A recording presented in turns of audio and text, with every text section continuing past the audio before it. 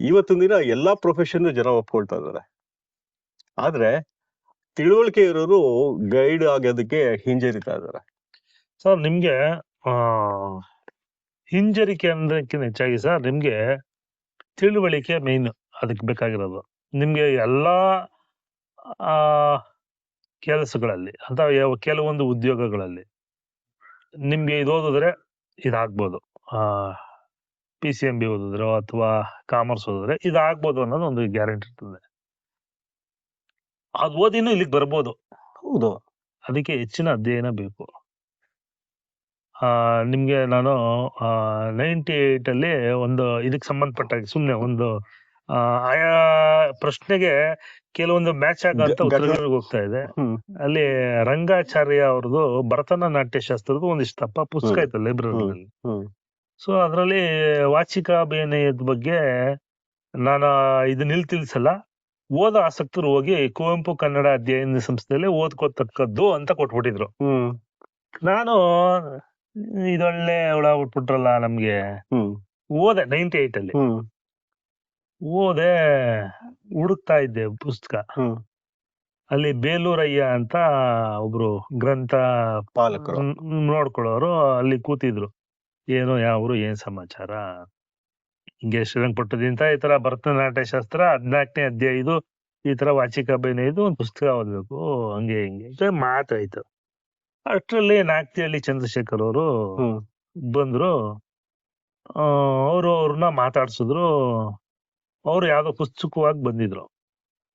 ನಮ್ಗೆ ನಾಗ್ತಿಹಳ್ಳಿ ಚಂದ್ರಶೇಖರ್ ಅವರು ಚಿತ್ರ ನಿರ್ದೇಶಕರಾಗಿ, ಅವರು ಮುಂಚೆ ಶಿಕ್ಷಕರಾಗಿದ್ರು, ಅವೆಲ್ಲ ಗೊತ್ತಿತ್ತು.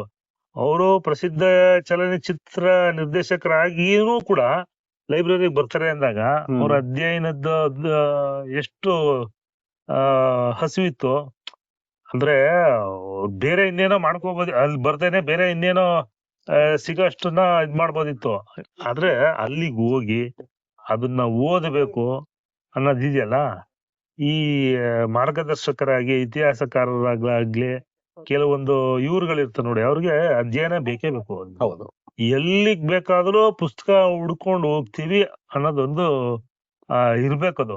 ಮನಸ್ಥಿತಿಲಿ ಬರ್ಬೇಕು. ಅಂದ್ರೆ ನಿಮ್ಗೆ ಈ ವಾಸ್ತವದ ನೆಲೆಗಟ್ಟಿನಲ್ಲಿ ನೀವು ಕೆಲವೊಂದನ್ನ ನೀವು ವಿಚಾರ ಹೇಳ್ಬೇಕು ಅಥವಾ ಆ ವಿಚಾರನ ವಿಶ್ಲೇಷಣೆ ಮಾಡ್ಬೇಕು ಅಂದಾಗ ನೀವು ಆ ಡೆಪ್ತ್ಗೆ ಹೋಗ್ಲೇಬೇಕು.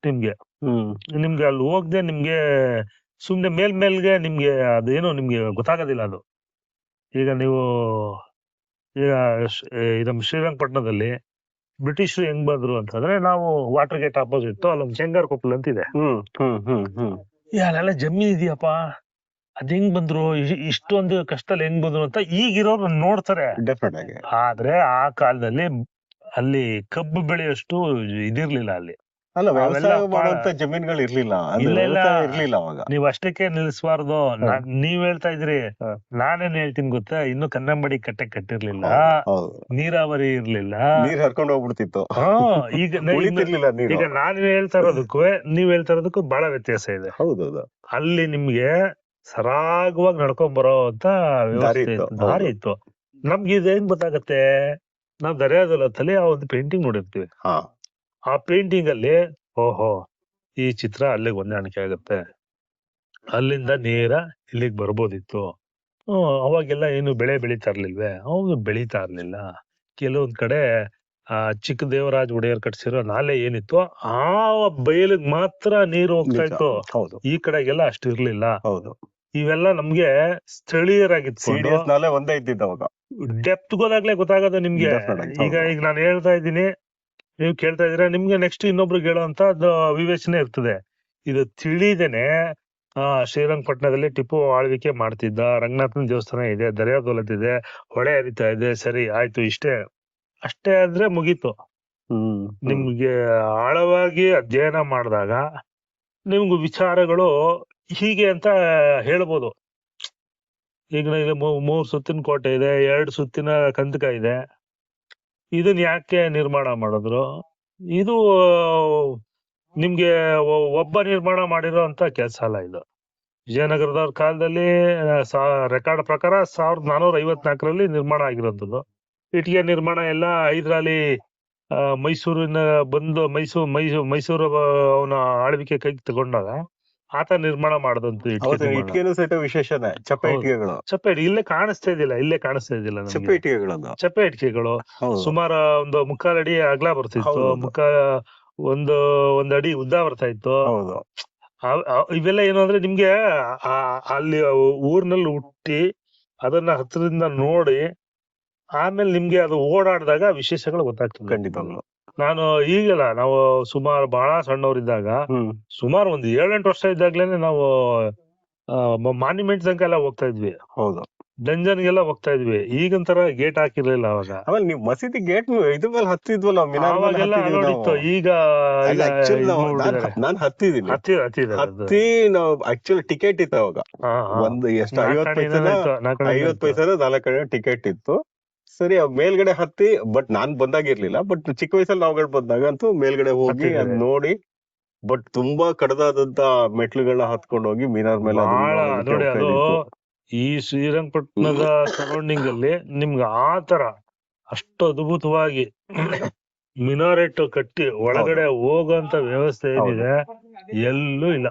ಹೌದು, ಬಹಳ ಅದ್ಭುತವಾಗಿ ಸೆಕ್ಯೂರಿಟಿ ಪರ್ಪಸ್ ಇಂದನೂ ಸಹಿತ, ಇದರಿಂದನೂ ಸಹಿತ. ಹೌದು, ಅದು ಕಟ್ಸಿರೋದು ನಿಮ್ಗೆ ಈಗ ಹೆಂಗೆ ನಾವು ಅದಕ್ಕೆ ಮಿಲಿಟರಿಗೆ RTI ಅಪ್ಲೈ ಬರಲ್ವಾ, ಹಂಗೆ ಅದು ಕೂಡ. ಯಾಕೆಂದ್ರೆ ಅದು ಅಲ್ಲಿ 3-4 ಕಡೆ ಸುರಂಗಗಳು ಹೋಗ್ತವೆ. ಅದು ಸುಮ್ನೆ ಅದನ್ನ ಮಸೀದಿಯಾಗಿ ಮಾಡಿಲ್ಲ.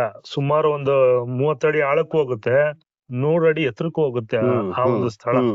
ಅದು ಒಂದು ರೀತಿ ಶತ್ರುವಿನಿಂದ ತಪ್ಪಿಸ್ಕೊಳ್ಳಕ್ಕೆ ಅಥವಾ ಶತ್ರುವಿನ ದೂರದಿಂದ ಗುರುತಿಸೋದಕ್ಕೆ ಮಾಡ್ಕೊಂಡಂತ ವ್ಯವಸ್ಥೆ ಅಂತ ನಾನು ನಮ್ಮ ಒಂದು ವ್ಯೂ ನಲ್ಲಿ ನಾನು ಹೇಳ್ತೀನಿ ಅದನ್ನ. ಅಲ್ಲ, ನಿಮ್ ಕನಿಷ್ಠ ನೀವು ಅಲ್ಲಿ ನಿಂತ್ರೆ ನಿಮ್ಗೆ ಒಂದ್ 20 ಕಿಲೋಮೀಟರ್ ಅಷ್ಟು ದೂರ ಅಂತೂ ನೀವು ಆರಾಮಾಗಿ ನೋಡ್ಕೊಳಕ್. ಇಲ್ಲ, ನಮ್ಮಲ್ಲಿ ಬತೇರಿ ಇದೆ, ಗೊತ್ತಾ? ಹೌದು, ಬತೇರಿಯಿಂದ ಮೇಲ್ಕೋಟೆ ಕಾಣುತ್ತೆ. ಪಶ್ಚಿಮಕ್ಕೆ ನಾರಾಯಣ ರಾಯದುರ್ಗನೋ ನಾರಾಯಣ ದುರ್ಗ ಒಂದ್ ಎಂತಿದೆ, ಅದು ಕಾಣುತ್ತೆ.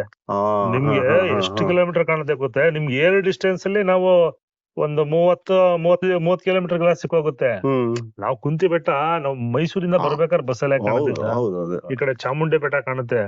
ಕರೆಕ್ಟ್ ಆಗಿ ಸೂಕ್ಷ್ಮವಾಗಿ ನೋಡಿದ್ರೆ ಮೋಡಗಳಿಲ್ದಿರೋ ಟೈಮಲ್ಲಿ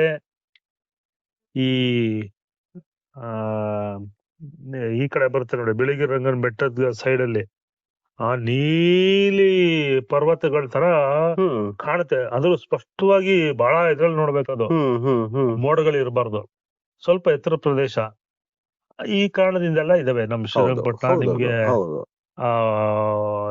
1-2 ದಿನ ಅಂತೂ ಬೇಕು, ಅಂದ್ರೆ ಕೂಲಂಕುಷವಾಗಿ ಇಳಿದು ನಡೆದಾಡ್ಕೊಂಡು ನೋಡ್ತೀನಿ ಅಂದ್ರೆ ಶ್ರೀರಂಗಪಟ್ಟಣ 2 ದಿನದ ಕಾರ್ಯಕ್ರಮ ಬೇಕೇ ಬೇಕು. ಸೊ ಸಾಕಷ್ಟು ಅನುಭವಗಳನ್ನ ನೀವು ಹಂಚ್ಕೋತಾ ಇದ್ದೀರಾ ಶ್ರೀರಂಗಪಟ್ಟಣದ ಇತಿಹಾಸದ ಬಗ್ಗೆ, ಹಲವಾರು ಘಟನೆಗಳ ಬಗ್ಗೆ ಎಲ್ಲ. ನಾನ್ ಅನ್ಕೊಳ್ಳೋದು, ಒಬ್ಬ ಗೈಡ್ ಆಗ್ಬೇಕಾದ್ರೆ, ಒಬ್ಬ ಸರ್ಕಾರದಿಂದ ಅನುಮೋದಿತ ಅಥವಾ ಸರ್ಕಾರದಿಂದ ಗುರುತಿಸಲ್ಪಟ್ಟ ಒಬ್ಬ ಗೈಡ್ ಆಗ್ಬೇಕಾದ್ರೆ ನಾನು ಒಬ್ಬ ಗೈಡ್ ಆಗ್ಬೇಕು ಅಂತ ಆಸೆ ಪಡ್ತೀನಿ. ನನ್ಗೆ ಮಿನಿಮಮ್ ಕ್ವಾಲಿಫಿಕೇಶನ್ ಒಂದು 10ನೇ ಕ್ಲಾಸ್ ಅಥವಾ 8ನೇ ಕ್ಲಾಸ್ ಇರ್ತೀನಿ. ನಾನು ಯಾವ ರೀತಿ ಗೈಡ್ ಆಗ್ಬೋದು? ನಾನು ಕ್ವಾಲಿಫಿಕೇಶನ್ ಈಗ ಡಿಗ್ರಿ ಮಾಡಿದ್ದಾರೆ, ಅವ್ನು SLC ಮಾಡಿರ್ಬೋದು. ಅದನ್ನ ಹೇಳಿ, ಏನೇನು ಸ್ಟೆಪ್ಸ್ ಬೇಕಂತ ಅಧಿಕೃತವಾಗಿ ಗೈಡ್ ಆಗ್ಬೇಕಾದ್ರೆ. ಗೈಡ್ ಆಗ್ಬೇಕು ಅಂದ್ರೆ ಪದವಿ ಹೊಂದಿರ್ಬೇಕು, ಯಾವ್ದಾದ್ರು ಪದವಿ ಹೊಂದಿರ್ಬೇಕು. 50 ವರ್ಷದ ಒಳಗಡೆ ಇರ್ಬೇಕು. 50 ವರ್ಷದ ಒಳಗಡೆ. ಮುಂಚೆ ಅದು ಇರ್ಲಿಲ್ಲ, ತೀರಾ ಈಗ ಒಂದು ನಿಯಮನ ಇದ್ ಮಾಡಿದ್ದಾರೆ. ಮತ್ತೆ ಕರ್ನಾಟಕದ ನಿವಾಸಿ ಆಗಿರ್ಬೇಕು. ಆಯ್ತು, ಅಷ್ಟೇ. ಇನ್ನು ನೋಡ್ದಂಗೆ ಮೆಡಿಕಲ್ ಸರ್ಟಿಫಿಕೇಟ್ಸ್, ಕೆಲವೊಂದು ಪೊಲೀಸ್ ಪರಿಶೀಲನಾ ಪತ್ರ ಇವೆಲ್ಲ ಇರ್ಬೇಕಾಗ್ತದೆ. ಆದ್ರೆ ಅವ್ರಿಗೆ ಯಾವ್ದಾದ್ರು ಎಕ್ಸಾಮ್ಸ್ ಉಂಟಾ ಇದ್ ಮಾಡೋದಕ್ಕೆ? ಗೈಡ್ ಆಗ್ಬೇಕು, ಅದನ್ನ ಕಂಡಕ್ಟ್ ಮಾಡ್ತಾರೆ. ಪ್ರವಾಸೋದ್ಯಮ ಇಲಾಖೆಯವರು 1 ತಿಂಗಳ ಕಾಲ ತರಬೇತಿ ನೀಡ್ತಾರೆ. ತರಬೇತಿಯಲ್ಲಿ ಈಗ ಯಾವ ಡಿವಿಷನ್ ಅಲ್ಲಿ, ಅಂದ್ರೆ ಮಂಡ್ಯ ಡಿವಿಷನ್ ಅಲ್ಲಿ ಮಾಡ್ತಾರೋ, ಹಾಸನದಲ್ಲಿ ಮಾಡ್ತಾರೋ, ಮೈಸೂರಲ್ಲಿ ಮಾಡ್ತಾರೋ, ಆಯಾ ವಿಭಾಗಕ್ಕೆ ತಕ್ಕಂತೆ ವಿಷಯಗಳನ್ನ ಆರಿಸ್ಕೋತಾರೆ. ಅಂದ್ರೆ ಏನು ಅಲ್ಲಿ ಪ್ರವಾಸಿ ಸ್ಥಳಗಳೇನಿದೆ, ಐತಿಹಾಸಿಕವಾಗಿ ಇರೋಂತ ನಮ್ಮ ಶ್ರೀರಂಗಪಟ್ಟಣ ಕೋಟೆನೇ ಉದಾಹರಣೆಗೆ ತಗೊಳ್ಳೋಣ, ಇದ್ರ ಬಗ್ಗೆ ಕೇಳ್ತಾರೆ. ಹೌದು. ಇದ್ರ ಬಗ್ಗೆ 1 ತಿಂಗಳ ಕಾಲ ವಾರದಲ್ಲಿ 1-2 ದಿನ ನಿಮ್ಗೆ ಸ್ಪಾಟ್ಗೆ ಕರ್ಕೊಂಡು ಹೋಗ್ತಾರೆ ಪ್ರಾಯೋಗಿಕವಾಗಿ. ಸೊ 1 ತಿಂಗಳು ಅಥವಾ 2 ತಿಂಗಳು 3 ತಿಂಗಳು ಒಂದೊಂದ್ ಕಡೆ 3 ತಿಂಗಳು ಮಾಡಿರೋ ಉದಾಹರಣೆನೂ ಇದೆ ತರಬೇತಿ. ಸೊ ಅವಾಗ ಒಂದು ಏನ್ ತರಬೇತಿಲಿ ನಮ್ಗೆ ಏನೇನು ಎಜುಕೇಟ್ ಮಾಡಿರ್ತಾರೆ ಅದನ್ನೆಲ್ಲ ಪ್ರಶ್ನೆಗೆ ಉತ್ತರ ಕೊಡ್ತಾರೆ ಎಕ್ಸಾಮ್ ರೀತಿ, ಅದನ್ನ ನಾವು ಪಾಸ್ ಮಾಡ್ಬೇಕಾಗ್ತದೆ. ಓಕೆ. ಈಗ ಶ್ರೀರಂಗಪಟ್ಟಣದಲ್ಲಿದ್ದೀನಿ. ನಾನು ಶ್ರೀರಂಗಪಟ್ಟಣದಿಂದ ನಾನು ಒಬ್ಬ ಅಧಿಕೃತವಾಗಿ ಗೈಡ್ ಆಗ್ಬೇಕು ಅಂತ ಹೇಳಿ ನಾನು ಅರ್ಜಿ ಹಾಕೊಳ್ತೀನಿ. ಇದ್ ಬರುತ್ತೆ, ಟ್ರೈನಿಂಗ್ ಎಲ್ಲ ಕೊಡ್ತಾರೆ ಇದಕ್ಕೆ ಅಂತೇಳಿ. ನಾನು ಶ್ರೀರಂಗಪಟ್ಟಣದಿಂದ ಆಯ್ಕೆಯಾಗಿ ನಾನು ಹಂಪಿಗೆ ಹೋಗ್ಬಿಟ್ಟು ನಾನು ಗೈಡ್ ಮಾಡ್ಬೋದಾ? ನೀವು ಕಾರಣಾಂತರದಿಂದ ಅಲ್ಲಿ ವಲಸೆ ಹೋಗಿ ಅಲ್ಲಿ ವಾಸ ಆದಾಗ ನೀವು ಇಲ್ಲಿಂದ ಲೈಸೆನ್ಸ್ ನ ವರ್ಗಾವಣೆ ಮಾಡ್ಕೋಬಹುದು. ಅಂದ್ರೆ ಲೈಸೆನ್ಸ್ ಅನ್ನೋದು ಈಗ ನೀವು ಹೇಳಿದ್ರಿ ಮೈಸೂರು ಡಿವಿಷನ್ ಅಂತ ಲೈಸೆನ್ಸ್ ಹೇಳಿದ್ರಿ. ಮೈಸೂರು ಡಿವಿಷನ್ ಲೈಸೆನ್ಸ್ ಅನ್ನೋದು ಎಷ್ಟು ವ್ಯಾಪ್ತಿಗೆ ಹೊಂದುತ್ತದು? ನಮ್ಮ ಮೈಸೂರು ಮಂಡ್ಯ ಅದು ಭಾಗಗಳಂತ ಏನು ಇಲ್ಲ. ನಮ್ಮ ಮೈಸೂರು ಮಂಡ್ಯಕ್ಕೆ ಹಾಸನ ಬೇರೆ ಇದೆ, ಚಿತ್ರದುರ್ಗ ಬೇರೆ ಇದೆ, ಇನ್ನುಳಿದಾಗೆ ಕೂರ್ಗು. ಕೂರ್ಗಲ್ಲಿ ನಿಮ್ಗೆ ಅಂದ್ರೆ ಮಡಿಕೇರಿಲ್ಲ ಅಂತ ಅಷ್ಟೊಂದು ಏನು ಆ ವಿಭಾಗ ಅಂತ ಈ ವಿಭಾಗ ಅಂತ ಏನಿಲ್ಲ. ಅದ್ ನಿಮ್ಗ್ ಬರೋದೇ ಹಾಸನ, ಚಿತ್ರದುರ್ಗ, ಬಾದಾಮಿ, ಹೊಳೆ, ಪಟ್ಟದಕಲ್ಲು, ಹಂಪೆ. ಅದಕ್ಕೆ ಈ ಡಿಸ್ಟ್ರಿಕ್ಟ್ ವೈಸ್ ಅಂತ ಮಾಡ್ತಾರೆ. ಹೌದು. ನಮ್ಮ ಮೈಸೂರು ಮಂಡ್ಯ ಏನಪ್ಪಾ ಅಂದ್ರೆ 15 ಕಿಲೋಮೀಟರ್ ಅಲ್ಲೆಲ್ಲ ಅಕ್ಕಪಕ್ಕ ಇದ್ದಾವಲ್ಲ. ಹೌದು.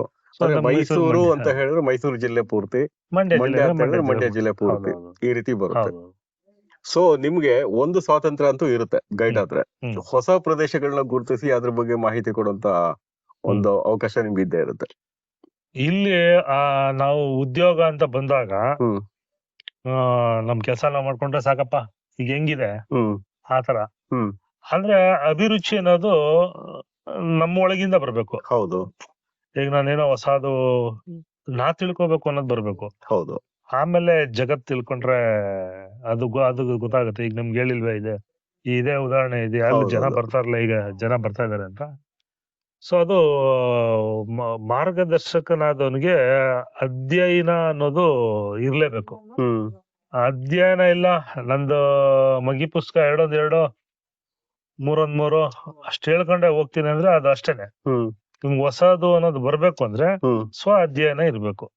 ಈಗ ನೀವು ನಮ್ಗೆ ಮಂಡ್ಯ ಡಿಸ್ಟ್ರಿಕ್ಟ್ ಗೆಜೆಟಿಯರ್ ನನಗ್ ಕೊಟ್ರಿ ಇಂಗ್ಲಿಷ್, ನಾತ್ರ ಕನ್ನಡದು ಆಗ್ಲೇ ಒಂದ್ 5-6 ವರ್ಷದಿಂದ ಇದೆ. ಅಂದ್ರೆ ನೀವೇನ್ ಕೊಡಕ್ ಬಂದ್ರು ಈಗ ಇದ್ ಕೊಟ್ರಿ. ಅದು ಇದು ನನ್ಗೆ ಒಂದು ಸೀತಾರಾಮ್ ಶಾಸ್ತ್ರಿ ಅವರು ದೌಲತ್ ಬರ್ದಿರೋ ಪುಸ್ತಕ ಸುಮಾರು 15 ವರ್ಷದಿಂದ ಓದಿದೀನಿ. ಅಂದ್ರೆ ನನ್ಗೆ ಅದು ವಸ್ತು ಅಂತ ಕಾಣಿಸಲ್ಲ, ಇದು ವಸ್ತು. ಹೌದೌದು. ಆದ್ರೆ ಆಲ್ಮೋಸ್ಟ್ ಅಲ್ಲೇನಿರ್ತದೆ ಅದಿಲ್ಲಿರ್ತದೆ. ದೌಲತ್ತು ನಿಮ್ಗೆ ಸೀತಾರಾಮ ಶಾಸ್ತ್ರಿ ಅವ್ರ ದೌಲತ್ತು ಒಂದು ಲೆವೆಲ್ಗೆ ತುಂಬಾ ಒಂಥರ ಸಂಚಲನ ಮೂಡಿಸಿದಂತ ಒಂದು ಅಲ್ಲೆಲ್ಲ ಒಂದೊಂದು ಪದಗಳು ಇರ್ತಾವಲ್ಲ ನೋಡಿ, ಅದು ಈಟಿ ಹಾಕೊಂಡು ಇರದಂಗೆ ಬರೆದಿದ್ರು ಅವರು. ಅದು ವಾಕ್ಯಗಳು ಈಗಿನ ಪುಸ್ತಕಗಳಲ್ಲಿ ಇಲ್ಲ. ಹೇಳ್ತಾ ಇಲ್ಲ, ದೌಲತ್ತು ಯಾರು ಓದಿದ್ದಾರೆ ಅದು ಬಹುಶಃ ಸೀತಾರಾಮ ಶಾಸ್ತ್ರಿ ಅವ್ರದ್ದು ಕೊರಟಿ ಶ್ರೀನಿವಾಸ ಶಾಸ್ತ್ರಿಗಳು. ಹೌದು, ಮದ್ದೂರ್ನವರು. ಕೊರಟಿ ಅವರು ಅವರು ಶ್ರೀರಂಗಪಟ್ಟಣ ಬಗ್ಗೆ ಒಂದು 5 ಅದು ಸೀರೀಸ್ ಆಫ್ ಬುಕ್ಸ್ 3-4 ಬರುತ್ತೆ. ಮರಾಠಿ ಬ್ರಾಹ್ಮಣರವರು, ಅವರು ಸೈನ್ಯದಲ್ಲಿ ಇದ್ರು ಅಂತ ಒಂದು ಮಾಹಿತಿ ಇದೆ.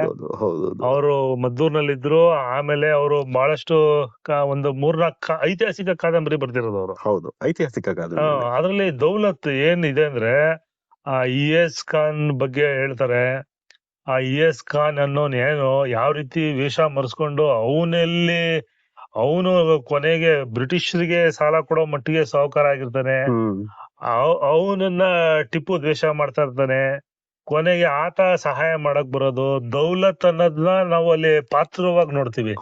ಇಲ್ಲಿ ದರಿಯಾ ದೌಲತ್ ಅನ್ನೋದ್ ನಾವು ಸ್ಮಾರಕವಾಗಿ ನೋಡ್ತೀವಿ, ಅಲ್ಲಿ ಪಾತ್ರವಾಗಿ ಇದೆ. ಆಮೇಲೆ ಈತ ಇವನಿದಾನೆ ಯಾರು ಮೀರ್ ಸಾದಿಕ್ ಮನೆ ಅಲ್ಲೇನೆ ಪಕ್ಕದಲ್ಲಿ ಬರುತ್ತೆ ಅನ್ನೋದು ಎಷ್ಟು ಚೆನ್ನಾಗಿ ತಿಳಿಸಿದ್ದಾರೆ. ಆವಾಗ ದಂಗೆ ಅನ್ನೋದ್ನ ವಿಪ್ಲವ ಅಂತ ಎಷ್ಟು ಚೆನ್ನಾಗಿ ಹೇಳ್ತಾರೆ ಅಂದ್ರೆ. ಆಮೇಲೆ ಕೊಡಗ್ನಲ್ಲಿ ಆತನ ಹೆಸರೇನೋ ಬರುತ್ತೆ, ಅವನು ಚೂರಿ ಮತ್ತೆ ಕೆಂಪಂಗಿ. ಆ ಕೆಂಪಂಗಿ ಅವರು ದಂಗೆ ಮಾಡ್ತಾ ಇದ್ರು, ಇವನ್ ಎಲ್ರಿಗೂ ಚೂರಿ ಮಾಡ್ಕೊಡ್ತಾ ಇದ್ದ ದಂಗೆ ಎಳ್ಸಕ್ಕೆ ಅನ್ನೋದು. ಎಷ್ಟೋ ಅದು ಕಣ್ಣು ಕಟ್ಟುವಂಗೆ ಬರುತ್ತದು. ನೀವು ಪಾತ್ರ ನೀವೆಲ್ಲಾರು ಚಲನಚಿತ್ರದಲ್ಲಿ ನೋಡಿರೋದ್ಕಿನ್ನತ್ತಾಗಿ ಆ ಹೃದಯ ಕಿಳಿದು ಬಿಟ್ಟಿರ್ತದೆ ಅಂದ್ರೆ ಪಾತ್ರಗಳು. ಆ ಘಟನೆಗಳನ್ನ ಕನಿಷ್ಠ ಅದನ್ನ ನೋಡಿಲ್ದೇ ಇದ್ರೆ ಆ ರೀತಿ ಬರೆಯೋದಕ್ ಸಾಧ್ಯ ಇಲ್ಲ. ನೋಡಿ ಈಗ ನೀವ್ ಹೇಳಿದ್ರೆ ನೋಡಿ, ಅವರು ನೋಡಿ ಅನುಭವಿಸಿ ಅದನ್ನ ನಮ್ಗೆ ಎದೆಯಾಳಿ ತಿಳಿಸ್ಬೇಕು ಅಂದ್ರೆ ಅದು ಅವ್ರು ಅನುಭವಿಸಿದ್ರು. ಖಂಡಿತವಾಗ್ಲೂ ನೋಡಿ ಅನುಭವಿಸಿರೋ ಸಾಧ್ಯತೆ ಜಾಸ್ತಿನೇ ಇರುತ್ತೆ. ಆಮೇಲೆ ಅದ್ರಲ್ಲಿ ಒಂದು 2-3 ಪಾತ್ರ ಬರುತ್ತೆ. ಅವರು ಕೆಲವೊಂದು ಕೊಲೆ ಆಗೋ ಸನ್ನಿವೇಶಗಳು ಅದೀಗ್ಲೂ ಉಳ್ಕೊಂಡ್ಬಿಟ್ಟಿರ್ತದೆ. ಅಯ್ಯೋ ಅವ್ರಿಗೆ ಹಂಗ ಆಗ್ಬಾರ್ದಾಗಿತ್ತೆ ಅಂತ ಅನ್ಸುತ್ತೆ. ಆ ಬರವಣಿಗೆ ಮತ್ತೆ ಅವ್ರು ನೋಡಿ ಅನುಭವಿಸಿದ್ರೇನೆ ಅದು ನಮ್ಗೆ ಅನ್ಸಕ್ ಅದು ಪ್ರಾರಂಭ ಆಗುತ್ತೆ. ಇಲ್ಲಾಂದ್ರೆ ಆಗಲ್ಲ. ಅದು ಸುಮ್ನೆ ಕತೆ ಮಾಮೂಲಿ ಹೇಗೋ ಅದು ಓದಿಸ್ಕೊಂಡು ಹೋಗುತ್ತೆ ಅದು ಕತೆ. ನಂಗೆ ಅವ್ರ ಕತೆ ಇದೆಯಾ ದೌಲತ್ತು ಕೆಲವೊಂದ್ ಮರ್ಸ್ಬಿಟ್ಟಿದೀನಿ. ಈಗ ನಿಮ್ಮಲ್ಲಿ ಬಂದ ಜ್ಞಾಪಕ ಬರಲಾಗಿ ಇನ್ನೊಂದ್ಸತಿ ಓದ್ಬೇಕದು. ಅದೊಂದಿದೆ. ಅದು ನಾನ್ ಏನಕ್ಕೆ ಹೇಳ್ದೆ, ಒಬ್ಬ ಗೈಡ್ ಅಂತಂದ್ರೆ ಅವರು ನಿರಂತರವಾಗಿ ಅಧ್ಯಯನಶೀಲತೆಯಲ್ಲಿ ಇರ್ಬೇಕು. ಅದು ಎರಡು ಮಾತೇ ಇಲ್ಲ. ಯಾಕಂದ್ರೆ ನಾವ್ ನಿನ್ನೆ ತಿಳ್ಕೊಂಡಿರೋದು ಇವತ್ತು ಹೊಸದಾಗಿರುತ್ತೆ. ಹೌದು, ಬೇರೆ ಏನೋ ಆಗಿರುತ್ತೆ. ಅದು ಇವತ್ತೇನೋ ಹೊಸ. ಯಾಕಂದ್ರೆ ಇತಿಹಾಸ ಅನ್ನೋದು ಗಣಿ ಇದ್ದಾಗೆ. ನಿನ್ನೆ ಒಂದ್ ಅರ್ಧ ಟನ್ ಸಿಕ್ಕಿದ್ರೆ ಇವತ್ತು ಸಿಗದೆ ಇರ್ಬೋದು, ಬಟ್ ನಾಳೆ ಇದಕ್ಕಿದಂಗೆ 2 ಟನ್ ಸಿಕ್ಬೋದು. ಅದು ವಿಚಾರಗಳು ನಮ್ಗೆ ಗೊತ್ತಿರೋ ವಿಷಯ ಯಾವ್ದೋ ಒಂದ್ ಆಸೆ ಬಂದ್ಬಿಡುತ್ತೆ. ಯಾವ್ದೋ ಒಂದ್ ಸಿಕ್ತಿ. ಈಗ ಇದು ಲಕ್ಕುಂಡಿ ಅದೆಲ್ಲ ತಗೊಂಡ್ರೆ ಯಾರು ಅನ್ಕೊಳ್ದೇ ಇರೋ ರೀತಿನಲ್ಲಿ ತಿರುಗಳನ್ನ ಪಡ್ಕೊಂಡ್ಬಿಡ್ತೀವಿ. ಇತಿಹಾಸನೇ ನಾವ್ ಕಲ್ಪನೆ ಮಾಡ್ಕೊಂಡು ಇತಿಹಾಸನೇ ಬೇರೆ ಅಂತ ಆಗ್ಬಿಡುತ್ತೆ. ಹಾಗಿರ್ಬೇಕಾದ್ರೆ ಅಧ್ಯಯನಶೀಲತೆ ಅನ್ನೋದು ಒಬ್ಬ ಗೈಡ್ಗೆ ಬೇಕು. ನೀವ್ ಹೇಳಿದ್ರಿ ಗೈಡ್ ಅಂತ ಹೇಳಿದ್ರೆ ಮಂಡ್ಯ ಮತ್ತೆ ವಿವಿಧ ಒಂದು ಕ್ಲಸ್ಟರ್ ಟೈಪ್ ಮಾಡ್ಕೊಂಡಿರ್ತಾರೆ. ಆ ಏರಿಯಾದಲ್ಲಿ ಮಾತ್ರ ಇದ್ ಮಾಡೋಕ್ ಸಾಧ್ಯ. ಹಂಪಿಗೆ ಹೋಗ್ಬೇಕು ಅಂದ್ರೆ ಲೈಸೆನ್ಸ್ ನ ಅಲ್ಲಿ ಟ್ರಾನ್ಸ್ಫರ್ ಮಾಡಿಸ್ಕೊಳ್ಬೇಕು ಅಂತ ಹೇಳಿ. ಈ ವಿಷಯ ನಮ್ಮಲ್ಲಿ ಎಷ್ಟೋ ಜನಕ್ಕೆ ಗೊತ್ತಿಲ್ಲ. ನಾನ್ ನಿಮಗ್ ಕೇಳಿದ ಉದ್ದೇಶ, ಒಬ್ಬ ಗೈಡ್ಗೆ ಆಗ್ಬೇಕಂತಂದ್ರೆ ಈಗ ನಿರುದ್ಯೋಗಿ ಒಬ್ಬ ಪ್ಯಾಷನೇಟ್ ಇರ್ತಾನೆ, ನಾನ್ ಗೈಡ್ ಮಾಡ್ಬೇಕು ಅಂತ ಇರ್ತಾನೆ. ಅವನು ನಿಮ್ ಫೀಲ್ಡ್ ಬರ್ಬೇಕಾದ್ರೆ ಹೇಗೆ ಬರ್ಬೋದು ಅನ್ನೋದಕ್ಕೆ ಒಂದು ಮಾಹಿತಿನ ನಿಮ್ಮಿಂದ ಕಲೆಕ್ಟ್ ಮಾಡ್ಬೇಕಿತ್ತು. ಒಂದು.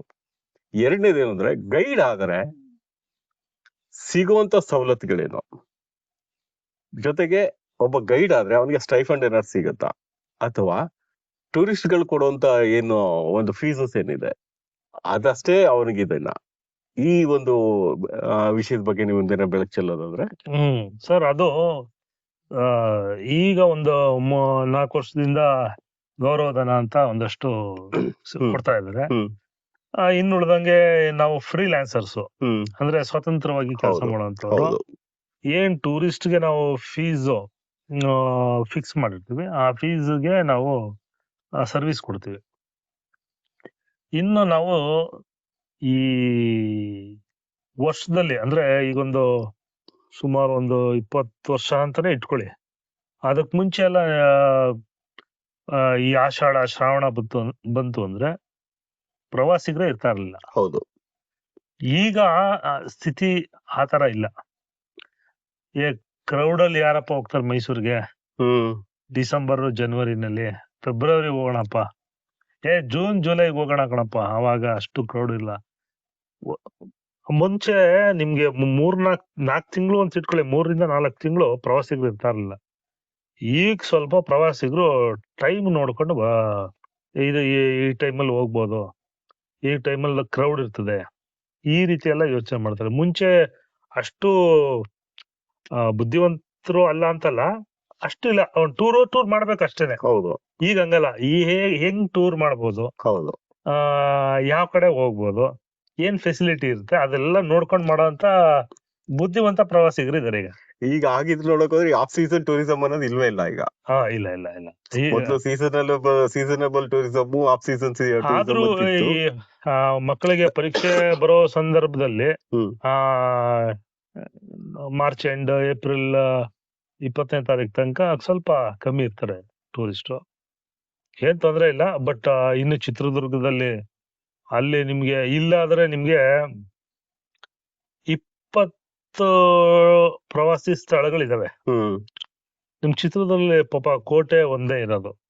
ನೀವಲ್ಲಿ ಕೋಟೆ ಪ್ರವಾಸಿ ಮಾರ್ಗದರ್ಶಿಗಳಿದ್ದಾರೆ, ಅವ್ರು ಹತ್ತಿ ಇಳಿತಾರೆ ಬಿಸಿಲಲ್ಲಿ. ಹೌದು ಹೌದು. ಅದು ಒಬ್ಬ ಪ್ರವಾಸಿ ಮಾರ್ಗದರ್ಶಕನಾಗಿ ನನ್ಗೆ ಅದು ಬಹಳ ಒಂಥರ ಮನ್ಸು ಏನ್ ಇಷ್ಟು ಬಿಸಿಲಲ್ಲಿ ದುಡಿತಾರಲ್ಲಪ್ಪ ಅನ್ನೋದು ಒಂದ್ಸತಿ ಅನ್ಸಿದೆ. ಪ್ರತಿ ಪೈಸನು ಬೆವರು ಸುರಿಸೋದಕ್ಕಿಂತ ರಕ್ತ ಸುರಿಸಿ ದುಡಿತಾ ಇದಾರೆ. ಸರ್ ನೀವು ಬೆವ್ರು ಸುರಿಸ್ಬಿಡಿ, ಅದೊಂಥರ ಮೆಟ್ಲು ಹತ್ತಿಳಿತರ ಏಜ್ ರಕ್ತ ಸುರಿಸಿ ದುಡಿತಾ ಇದಾರೆ. ಮಂಡಿ ನೋವು ಬರುತ್ತೆ, ಹೌದು, ಆಮೇಲೆ ಸ್ಟ್ರೈನ್ ಆಗುತ್ತೆ. ಸೊ ಇದು ಒಂದೊಂದು ಜಾಗಗಳಲ್ಲಿ ಒಬ್ಬೊಬ್ಬ ಒಂದೊಂದು ಜಾಗದಲ್ಲಿ ಪ್ರವಾಸಿ ಮಾರ್ಗದರ್ಶಿಗ ಕೆಲಸ ಮಾಡ್ತಾರೆ ಅಂತ ಇಟ್ಕೊಳ್ಳಿ. ಮಾನ್ಯುಮೆಂಟ್ ಅಲ್ಲಿ ಅಲ್ಲೇ ಅವ್ರವ್ರಿಗೂ ಒಂದೊಂದು ಸ್ವಲ್ಪ ಸ್ಟ್ರೈನ್ ಆಗೋದಿರ್ತದೆ, ವಿಚಾರಗಳು ಹೇಳೋದಿರ್ತದೆ. ನಾನ್ ನಿಮ್ಗೆ ಅದನ್ನ ಯಾಕೆ ಉದಾಹರಣೆ ಹೇಳೋದಂದ್ರೆ ಚಿತ್ರದುರ್ಗದ್ದು, ಅಲ್ಲಿ ನಿಮ್ಗೆ ಕಷ್ಟ ನಿಮ್ಗೆ ನಡೆದೇ ತೋರಿಸ್ಬೇಕು. ಕೂತಲ್ಲ ನಿಂತಲ್ಲ, ನಡೆದೇ ತೋರಿಸ್ಬೇಕು. ಹೀಗಿತ್ತು ಅಂತ ಹೇಳ್ಬೇಕು, ಕೆಲವೊಂದು ಬಂಡೆಗಳನ್ನ ತೋರಿಸ್ಬೇಕು, ಅಥವಾ ಇಲ್ಲಿ ನುಗ್ಗಿದ್ರು ಅನ್ನೋದೆಲ್ಲ ತೋರಿಸ್ಬೇಕು, ಯುದ್ಧ ಈ ತರ ಆಯ್ತು ಅಂತೆಲ್ಲ ತೋರಿಸ್ಬೇಕು. ಅದು ಎಲ್ಲಿ ನೀವು ಸುಮಾರು 1.5 ಕಿಲೋಮೀಟರ್ ತನಕನೂ ನಡ್ಕೊಂಡು ಹೋಗ್ಬೇಕು. ಅದು ಈ ಒಂದೇ ಸಮತಟ್ಟಾದ ಪ್ರದೇಶದಲ್ಲಿ ನಡ್ಕೊಂಡು ಹೋಗೋದಲ್ಲ, ಅದು ಅಪ್ ಡೌನ್ ಎಲ್ಲ ಇದೆ. ಸೊ ಅದ್ರ ಒಬ್ಬ ಮಾರ್ಗದರ್ಶಕ ಇಲ್ಲಿ ಈಗಿರ್ತಾನೆ ಅಂದ್ರೆ ಅಲ್ಲಿ ಆ ತರ ಇರೋದಿಲ್ಲ, ಅಲ್ಲಿ ಬೇರೆ ತರ ಇರ್ತದೆ. ಇನ್ ನಿಮ್ ಮಂಗಳೂರು ಉಡುಪಿ ಹೋಗ್ಬೇಕು ಅಂದ್ರೆ ಅಲ್ಲೆಲ್ಲ ಧಾರ್ಮಿಕ ಕ್ಷೇತ್ರಗಳೇ ಜಾಸ್ತಿ ಇರ್ತದೆ. ಅಲ್ಲಿ ಐತಿಹಾಸಿಕವಾಗಿ ಹೇಳಬೇಕು ಅನ್ನೋಕ್ಕಿಂತ ಹೆಚ್ಚಾಗಿ ಅಲ್ಲೂ ಕೂಡ ಟ್ರಾವೆಲ್ ಮಾಡೇ ತೋರ್ಸ್ಬೇಕಾಗಿರ್ತದೆ. ಅಲ್ಲಿ ಇನ್ನೂ ವಿಶೇಷವಾಗಿರೋದನ್ನ ತೋರಿಸ್ಬೇಕು. ಈಗ ನಿಮ್ಗೆ ಈಗ ನೀವ್ ಹೇಳಿದ್ರೆ ವಿಶೇಷಗಳೇನಾದ್ರು ತೋರಿಸ್ಬೇಕು ಅಂದ್ರೆ ವಿಶೇಷವಾಗಿರೋದ್ ನಾವೇ ತಿಳ್ಕೊಂಡಿರ್ಬೇಕು. ಹೌದು, ನಾವು ಬರೀ ಇದು ದೇವಸ್ಥಾನ, ಇದು ಜೈಲು, ಇದು ದರ್ಯಾದೋಲದು ಇಷ್ಟ ಹೇಳಿದ್ರೆ ಅದು ಗೈಡೇನೆ. ವಿಶೇಷವಾಗಿ ಏನಾದ್ರು ಬೇಕು ಅಂದಾಗ ವಿಶೇಷವಾಗಿರೋದನ್ನ ತೋರಿಸ್ಬೇಕು. ಇನ್ನು ಹೆಚ್ಚಿನ ಮಾಹಿತಿ ನಾವು ತಿಳ್ಕೊಂಡಿರ್ಬೇಕು. ಹೌದು. ಸೊ ಈಗ ನೀವು ಒಂದಷ್ಟು ವಿಷಯಗಳ ಚಿತ್ರದುರ್ಗದನ್ನ ಕಂಪೇರ್ ಮಾಡ್ತಾ ಹೋದ್ರಿ. ಶ್ರೀರಂಗಪಟ್ಟಣಕ್ಕೆ ಬರುವಂತ ಪ್ರವಾಸಿಗಳು ನಿಮ್ಗೆ ಸಾಕಷ್ಟು ಜನ ಇದಿರ್ತಾರೆ, ಬೇರೆ ಬೇರೆ ಪ್ರಾಂತ್ಯದಿಂದ ಬಂದಿರ್ತಾರೆ, ಬೇರೆ ಬೇರೆ ರಾಜ್ಯದಿಂದ ಬಂದಿರ್ತಾರೆ, ಬೇರೆ ಬೇರೆ ದೇಶಗಳಿಂದ ಬಂದಿರ್ತಾರೆ. ಎಲ್ಲರಿಗೂ ಕನ್ನಡ ಬರಲ್ಲ. ಕೆಲವ್ರಿಗೆ ತಮಿಳ್ ಅಷ್ಟೇ ಬರುತ್ತೆ, ಕೆಲವ್ರು ತೆಲುಗು ಬರುತ್ತೆ, ಕೆಲವು ಮಲಯಾಳಂ ಬರ್ತಾರೆ. ಇನ್ ಕೆಲವ್ರಿಗೆ ಫಾರಿನರ್ಸ್ ಆದ್ರೆ ಇಂಗ್ಲಿಷ್, ಫ್ರೆಂಚ್ ಅಥವಾ ಸ್ಪ್ಯಾನಿಷ್ ಇಷ್ಟರೊಳಗೆನ ಇರುತ್ತೆ. ಇನ್ ಕೆಲವರು ನಾರ್ತ್ ಇಂಡಿಯನ್ಸ್ ಅವ್ರು ಇರ್ಬೋದು, ಹಿಂದಿ ಬರುತ್ತೆ. ಕನ್ನಡದಲ್ಲಿ ನಾವು ಅವ್ರಿಗೆ ಹೇಳಲಿಕ್ಕಾಗಲ್ಲ. ನಿಮ್ಗೆ ಎಷ್ಟು ಭಾಷೆ ಬರುತ್ತೆ? ಸರ್ ನನ್ಗೆ ಕನ್ನಡ, ತಮಿಳು, ಹಿಂದಿ, ಇಂಗ್ಲಿಷ್ ಈ ಭಾಷೆಗಳಲ್ಲಿ ನಾನು ಅರಮನೆಯಲ್ಲಿ ಗೈಡ್ ಮಾಡ್ತಾ ಇರ್ತೀನಿ. ಶ್ರೀರಂಗಪಟ್ಟಣದಲ್ಲಿ ಬರೋ ಪ್ರವಾಸಿಗರಿಗೆ ನಾನು ತೋರಿಸ್ತಾ ಇರ್ತೀನಿ ಕೆಲವೊಂದು ಸ್ಥಳಗಳು ವಿಶೇಷವಾಗಿರೋದು.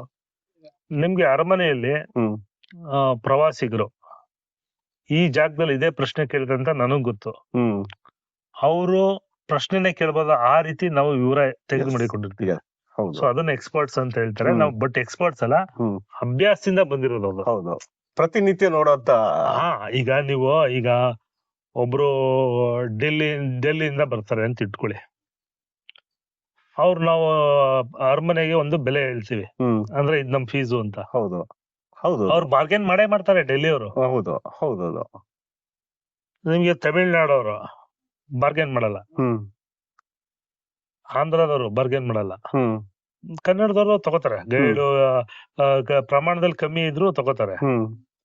ಇನ್ನು ಫಾರಿನರ್ಸ್ ಅವರು ಬುಕ್ಕೆ ಓದ್ಕೊಂಡು ಬರೋರು ಇರ್ತಾರೆ, ಗೈಡ್ ತಗೋಬೇಕು ಅನ್ನೋರು ತಗೋತಾರೆ. ನಮ್ಗೆ ಆಲ್ಮೋಸ್ಟ್ ಈ ಉತ್ತರ ಭಾರತ ಹಿಂದಿ ಪ್ರವಾಸಿಗರು ಬಹಳಷ್ಟು ಗೈಡ್ ತಗೋತಾರೆ. ಅವರು ಆ ಸಂಸ್ಕೃತಿ ಗೈಡ್ ತಗೋಬೇಕು ಅನ್ನೋದು ಇಲ್ಲ ಒಂದು ತಂದೆ ತಾಯಿ ಮಕ್ಳು ಕಳ್ಸಿಕೊಟ್ಟಿರ್ಬೇಕು, ಇಲ್ಲ ಮಕ್ಳಿಗೆ ಆಸಕ್ತಿ ಇರಬೇಕು, ಇಲ್ಲ ಅವ್ರ ಶಿಕ್ಷಕರಿಗೆ ತೋರ್ಸ್ಕೊಟ್ಟಿರ್ಬೇಕು. ಪ್ರವಾಸಿಗರು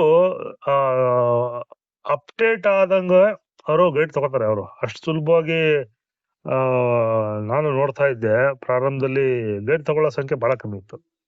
ಈ ಗೈಡ್ ತಗೊಳ್ಳೋ ಸಂಖ್ಯೆ ಮತ್ತೆ ತಕೊಂಡು ನಾವು ವಿಚಾರ ತಿಳ್ಕೋಬೇಕು ಅನ್ನೋ ಸಂಖ್ಯೆ ಇದೆ. ಈಗ ನೀವು ಕೇಳೋ ಪ್ರಶ್ನೆ ಏನ್ ಹೇಳಿದ್ರೆ, ಬರೋ ಪ್ರವಾಸಿಗರೆಲ್ರು ಒಂದೊಂದ್ ಪ್ರಾಂತ್ಯದವರು ವಿಚಾರ ತಿಳ್ಕೊತಾರೆ. ಇಷ್ಟ ಈಗ ನೀವು ಕೇಳ್ತೀರಿ ಅಂತ ಇಟ್ಕೊಳ್ಳಿ. ಈಗ ನನ್ಗೊಂದ್ ಪ್ರಶ್ನೆ ಕೇಳಿದ್ರೆ ನಾ ಒಂದ್ ಪ್ರಶ್ನೆನೇ ಹೇಳ್ತೀನಿ. ಈಗ ನೀವ್ ಒಂದ್ ಭಾಗದ ಟೂರಿಸ್ಟ್, ಇನ್ನೊಂದ್ ಭಾಗದ ಟೂರಿಸ್ಟ್ ಬರ್ತಾರೆ. ನೀವ್ ಕೇಳ್ತೀರಾ, ನಾ ಅದು ಕೂತ್ರೆ ಹೇಳ್ತೀನಿ, ತಿರ್ಗಾ ಅದ್ರ ರಿಲೇಟೆಡ್ ಆಗಿ ಇನ್ನೊಂದ್ 2 ಪ್ರಶ್ನೆ ಕೇಳ್ತಾರೆ. ಆ ತರ ಟೂರಿಸ್ಟ್ ಬರ್ತಾರೆ. ಖಂಡಿತ ಆ ತರ ಟೂರಿಸ್ಟ್ ನ ನೋಡಿ ನೆಕ್ಸ್ಟ್ ಟೂರಿಸ್ಟ್ ಅವನನ್ನ ಪ್ರಶ್ನೆ ಕೇಳಕ್ ಆಗೋದಿಲ್ಲ. ಮಹಾರಾಜ ಇರ್ತಾರೆ, ಫೋಟೋ ತೆಗೆಸ್ಕೋಬೋದ, ಇಷ್ಟು ಕೇಳಬೋದೇ ಅಷ್ಟೇ ಇರ್ತು. ಹೌದೌದು. ಆ ಒಂದು ಮಾನ್ಯುಮೆಂಟ್ಗೆ ಬೇರೆ ಬೇರೆ ಏನು ಪ್ರಶ್ನೆ ಪ್ರಶ್ನೆ ಬರೋದಕ್ಕೆ ಕೇಳಕ್ಕೆ ಅವಕಾಶ ಆಗೋದಿಲ್ಲ. ಇರಲ್ಲ. ಆದ್ರೆ ಆ ಲೆವೆಲ್ ಇನ್ಫಾರ್ಮೇಶನ್ ರೀಚ್ ಆಗಿರುತ್ತೆ ಅವ್ನಿಗೆ. ರೀಚ್ ಆಗಿರ್ತದೆ, ನಮ್ಗೆ ಅನುಭವ ಸಿಕ್ಬಿಟ್ಟಿರುತ್ತಲ್ಲ. ಸಿಕ್ಕೋಗಿರುತ್ತೆ. ಹೌದು ಇವನು ಇಲ್ಲಿ ಆ ಗೇಟ್ ಹತ್ರ ಬಂದಾಗ ಏನ್ ಕೇಳ್ತಾನೆ, ಪೇಂಟಿಂಗ್ ಹತ್ರ ಬಂದಾಗ ಏನ್ ಕೇಳ್ತಾನೆ, ಹೌದು ಈ ಒಂದು ನಮ್ಗೆ ಒಬ್ರು ಇಬ್ರಲ್ವಲ್ಲ. ಹೌದು. ಈಗ ನಾನು ಒಂದು ಕಂಟ್ರಿಗೆ ಹೋಗ್ಬಿಟ್ಟು ಅವ್ರ ಬಗ್ಗೆ ತಿಳ್ಕೊಬೇಕು ಅಂದ್ರೆ ಟೈಮ್ ಹಿಡಿತದೆ. ಅವರೇ ನಮ್ ಇರೋ ಜಾಗಕ್ಕೆ ಬಂದು ನಮ್ಗೆ ಹೊಸ ಹೊಸ ಅನುಭವಗಳು ಹೇಳ್ಕೊಟ್ಟು ಹೋಗ್ತಾರೆ. ಕೆಲವೊಂದು ವಿಚಾರ ನಿಮ್ಗೆ ಗೊತ್ತಿರ್ಲಿ, ಯಾವ್ದೋ ಒಂದು ವಿಚಾರ ಉತ್ತರ ಭಾರತದಲ್ಲಿ ಯಾವ್ದೋ ಒಂದು ಇದು ನಡೆಯುತ್ತೆ. ಅದು ಒಂದು 15 ದಿನ ಮುಂಚೆ ನಮ್ಗೆ ಗೊತ್ತಾಗುತ್ತದು. ಯಾವ್ದೋ ಒಂದು ಇದ್ ನಡೀತೆ ಘಟನೆ, ಈಗಾಗತ್ತೆ ಈ ತರ ಅಂತ ನಮ್ಗೆ 15 ದಿನ ಮುಂಚೆ ಹೇಳಿದ್ರು. ಅದ್ ನಡೀತೆ, ಅದು ಇಂಟರ್ನ್ಯಾಷನಲ್ ನ್ಯೂಸ್. ಅದು ಗೊತ್ತಾಯ್ತಾ? ನಾನು ಇಲ್ಲಿ ಕೆಲವ್ರು ನಮ್ಮ ಬೇಕಾಗಿರೋ ಹತ್ರ ಚರ್ಚೆ ಮಾಡಿರ್ತೀನಿ, ಈ ತರ ಎಲ್ಲ ಇದೆಯಲ್ಲ, ಯಾರು ನೋಡಲ್ವಾ ಮಾಡಲ್ವಾ ಅಂತ. ಆತರ ಮನುಷ್ಯರು ಅಂದ್ರೆ ಸ್ವಲ್ಪ ಉನ್ನತ ಅಧಿಕಾರಿಗಳಾಗ್ಬೋದು, ಗೊತ್ತಾಯ್ತಾ, ಒಂದು ದೇಶದ ಒಂದು ಇದ್ರಲ್ಲಿ ಇರೋರಂತವ್ರು ಬಂದ್ ಹೋಗ್ತಾರೆ. ಈಗ ಮೊನ್ನೆ KTM ಸ್ಕೂಟರ್ ಇದೆ ನೋಡಿ, ಗೊತ್ತು, KTM ಬೈಕ್ಸ್ ಸ್ಟಂಟ್ ಮಾಡೋರೊಬ್ರು ರಾಕ್ ಬಾಗ್ರಾಸ್ ಅನ್ನೋರು ಬಂದಿದ್ರು. ಅವ್ರಿಗೆ ನಾನು ಗೈಡ್ ಮಾಡಿದೆ ಮೈಸೂರಲ್ಲಿ. ಓಕೆ. ನಿಮ್ಗೆ ಅಂತ ಹೇಳಿದ್ರೆ ಯಾವುದೇ ಒಂದು ವಿಷಯ ಆದ್ರೂ ಮಗು ಹುಟ್ಟಿದ ತಕ್ಷಣ ನಡೆದ್ಬಿಡಲ್ಲ, ಎಡು ಬಿದ್ದು ಗಾಯ ಮಾಡಿಕೊಂಡು ಇದಾಗುತ್ತೆ. ಹಾಗೆ ನಿಮ್ಮ ಪ್ರೊಫೆಷನಲ್ನು ನೀವು ಬಿಗಿನಿಂಗ್ ಅಲ್ಲಿ ಪ್ರಾರಂಭ ಮಾಡಿರ್ತೀರ ಅಂತ ಅನ್ಕೊಳ್ತೀನಿ. ನಿಮ್ಮ ಮೊದಲನೇ ಅನುಭವ ಒಬ್ಬ ಪ್ರವಾಸಿ ಗೈಡ್ ಆಗಿ ಹೇಗಿತ್ತು? ಯಾವತ್ತೂ ಮಾಡಿರ್ಲಿಲ್ಲ, ಮೊದಲನೇ ದಿನ ನೀವು ಪ್ರೊಫೆಷನ್ಗೆ ಹೋಗಿದ್ದೀರಾ, ಆ ದಿನಗಳಲ್ಲಿ ನಿಮ್ಮ ಅನುಭವ ಹೇಗಿತ್ತು? ನಮ್ಗೆ ನಮ್ಮ ತಂದೆ ಸ್ನೇಹಿತರೊಬ್ರು ಸೋಮಶೇಖರ್ ಬಾಬು ಅಂತ ನಜರ್ಬಾದ್ ಅಲ್ಲಿ ಇದ್ದಾರೆ, ಮತ್ತೆ ಇನ್ನೊಬ್ರು ಗುಲಾಬ್ ಅಂತ ಇದ್ದಾರೆ. ಅವ್ರ ಜೊತೆ ನಾನು ಆವಾಗ ಬಸ್ ಬರ್ತಾ ಇತ್ತು, ಬೆಂಗಳೂರಿಂದ ಮೈಸೂರು ಸೈಡ್ ಸೀನ್ ಬಸ್ ಬರ್ತಾ ಇತ್ತು. ಹೌದು, ಒಂದು ಸಲೀಂ ಟ್ರಾವೆಲ್ಸ್, ಇನ್ನೊಂದು ಜನತಾ ಟ್ರಾವೆಲ್ಸ್ ಅಂತೇಳಿ. ಅಲ್ಲಿ ಅವರು ಗೈಡ್ ಮಾಡ್ಬೇಕಾದ್ರೆ ನಾವು ನೋಡ್ತಾ ಇದ್ವಿ, ಏನಪ್ಪ ಹಿಂಗ್ ಮಾಡ್ತಾರೆ ಇವರು ಅಂತ. ಬಸ್ಸಲ್ಲಿ ನಿಂತ್ಕೊಂಡು ಮೈಕ್ ಇಟ್ಕೊಂಡು ಮಾಡೋದು. ಕರೆಕ್ಟ್ ಮೈಕ್ ನಾನು ಮೈಕು ಅವ್ರು ಹಿಂಗೆ ಹೋಗ್ಬೇಕಾದ್ರೆ ಒಂದ್ಸತಿ ಮೈಕ್ ಕೊಟ್ಬಿಟ್ರು. ಇಲ್ಲಿಂದ ನಾವು ಕ್ಯಾರೆಸ್ ಹೋಗ್ತಾ ಇದೀವಿ, ಹೇಳ ಇದನ್ನ ಹೇಳ, ನಾವ್ are proceeding towards Brindavan garden ಅಂತ ಹೇಳು ಅಂದ್ರು. ಅದೊಂದು 4 ವಾಕ್ಯ ಹೇಳಕ್ಕಾಗ್ಲಿಲ್ಲ ನಮ್ಮ ಕೈಯಲ್ಲಿ. ಇನ್ನೊಬ್ರು ಇದ್ರು ಗುಲಾಬ್ ಅಂತೇಳಿ, ಅವ್ರು ಈಗ್ಲೂ ಇದಾರೆ. ಏನಿಲ್ಲ ಹೇಳ ಅಂದ್ರೆ ವಿಧಾನಗಳಿರ್ತಾವಲ್ಲ. ಹೌದೌದು. ಅದು ನೀವು ಎಲ್ಲೇ ಯಾವುದೇ ಇದಕ್ಕೆ ಹೋಗ್ಲಿ, ಅದು ಪ್ರಾರಂಭ ಅನ್ನೋದು ಹಂಗೇನೆ. ಪ್ರಥಮ ಚುಂಬನಂ ವಿಘ್ನಂ ಅಂತ ಹೇಳ್ತಾರಲ್ಲ, ಸೊ ಅದು ಇದೇನೆ. ಆಮೇಲೆ ಬ್ರಹ್ಮವಿದ್ಯೆ, ಕೋತಿ ವಿದ್ಯೆ ಆಗೋಗುತ್ತೆ. ನೀವು ಇಂಡಿಪೆಂಡೆಂಟ್ ಆಗಿ ಹೋದಾಗ ಯಾವ್ದಾದ್ರು ಎಡವಟ್ ಆಗಿರೋದು, ಯಾವ್ದಾದ್ರು ಘಟನೆ ಇಲ್ಲ ಸರ್, ಯಾವುದು ಇಲ್ಲ ಸರ್. ತಪ್ಪಿಸ್ಕೊಂಡಿರೋದು ಉಂಟು, ವಿನಾಕಾರಣ ಲೇಟ್ ಮಾಡ್ತಾ ಇರ್ತಾರೆ ಕೆಲವು ಟೂರಿಸ್ಟ್. ಹೌದೌದು. ನಾವು ಬಸ್ಸಲ್ಲಿ ಹೋಗ್ಬೇಕಾದ್ರೆ 30 ಜನ ಬಂದಿರ್ತಾರೆ, 5 ಜನ ಬಂದಿರೋದಿಲ್ಲ. ಅವ್ರು ಎಷ್ಟು ಹೇಳಿದ್ರು ಬರ್ತಾ ಇರೋದೇ ಇಲ್ಲ. ಅವಾಗ ಏನ್ ಮಾಡ್ತಿದ್ದೆ ಅಂದ್ರೆ, ನಾನು ಈ ಒಬ್ಬರಿಂದ ಎಲ್ರಿಗೂ ತೊಂದರೆ ಆಗತ್ತಲ್ಲ ಅಂದ್ಬಿಟ್ಟು ಒಂದ್ 100 ಮೀಟರ್ ವೆಹಿಕಲ್ ನ ಮುಂದೆ ನಿಲ್ಲಿಸ್ಬಿಡೋದು ಬಸ್ಸು. ಮುಂದೆ ಡ್ರೈವರ್ ಬರಲಿ ಅಂತ.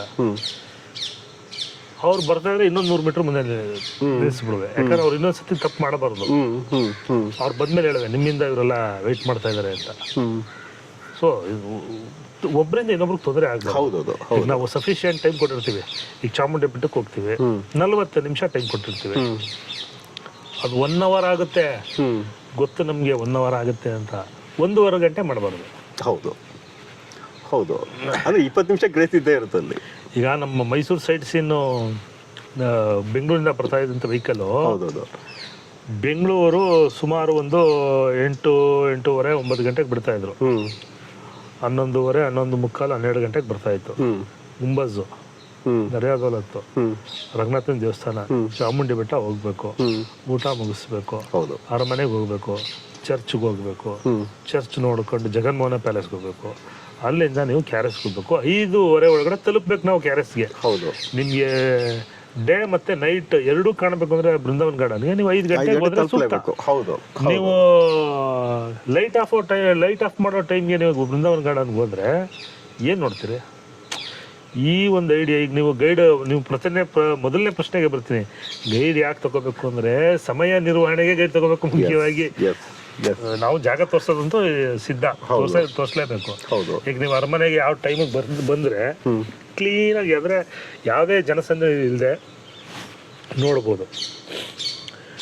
ಯಾವ ಟೈಮ್ಗೆ ನೀವು ಜಗನ್ಮೋಹನ ಪ್ಯಾಲೇಸ್ಗೆ ಹೋಗ್ಬೇಕು, ಚಾಮುಂಡಿ ಬೆಟ್ಟಕ್ಕೆ ಯಾವ ದಿನ ಯಾವ ಟೈಮಲ್ಲಿ ಹೋಗ್ಬೇಕು, ಅದು ಗೈಡ್ ತಗೊಂಡ್ರೆ ನಿಮಗೆ ಈಸಿ. ಹೌದು, ನೀವು ಪ್ರಪಂಚ ಸುತ್ತ ಬದಲು ಅದೇ ಗಣಪತಿ ಈಶ್ವರ ಪಾರ್ವತಿನ ಸುತ್ತೋದ್ರಲ್ಲ, ಹಂಗೆ ಗೈಡ್ ತೊಗೊಂಡ್ಬಿಟ್ರೆ ಮೈಸೂರು ಭಾಗದಲ್ಲಿ ನಿಮ್ಗೆ ಇಲ್ಲೇ ಅಂತಲ್ಲ, ಈಗ ಉದಾಹರಣೆಗೆ ಬೇಲೂರು ಹಳೆಬೀಡು ಕೈಯಲ್ಲಿ ಬರೆಯೋದೇ ಕಷ್ಟ, ಅಲ್ಲಿ ಕಲ್ಲಲ್ಲಿ ಕೆತ್ತಿದ್ದಾರೆ. ಹೌದು ನಿಜ.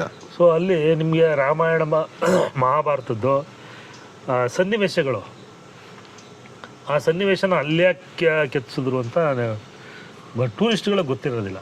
ಆಮೇಲೆ ಅಲ್ಲೊಂದು ಕತ್ತೆ ಥರ ಇರೋ ಒಂದು ಶಿಲ್ಪದಲ್ಲಿ ಒಬ್ಬ ಹುಡುಗನೋ ಹುಡುಗಿನೋ ಇರ್ತದೆ. ನಾವು ಹೋದಾಗ ಒಬ್ರಿಗೆ ಕೇಳಿದೆ, ಏನಿದು ಇದ್ರದ್ದು ಸಾರಾಂಶ ಅಂತ ಕೇಳಿದಾಗ, ವಯಸ್ಸಿದ್ದಾಗ ಕತ್ತೆನೂ ಸುಂದರವಾಗಿ ಕಾಣುತ್ತೆ ಅನ್ನೋದು ತೋರಿಸಿದ್ದಾರೆ ಅಂತ. ಅಂದರೆ ನಿಮಗೆ ಒಂದು ಚಿತ್ರದಲ್ಲಿ ಕೆಲವೊಂದು ಸಾರಾಂಶನ ತೋರಿಸ್ಬೇಕು ಅಂತಂದರೆ, ಅಂದರೆ ಕಥೆನ ತೋರಿಸ್ಬೇಕು ಅಂದರೆ ಈಗ ಗೈಡ್ಗೆ ಅದು ಸಾಧ್ಯ ಹೊರತು ಬೇರೆ ಇನ್ಯಾರಿಗೂ ಇಲ್ಲ.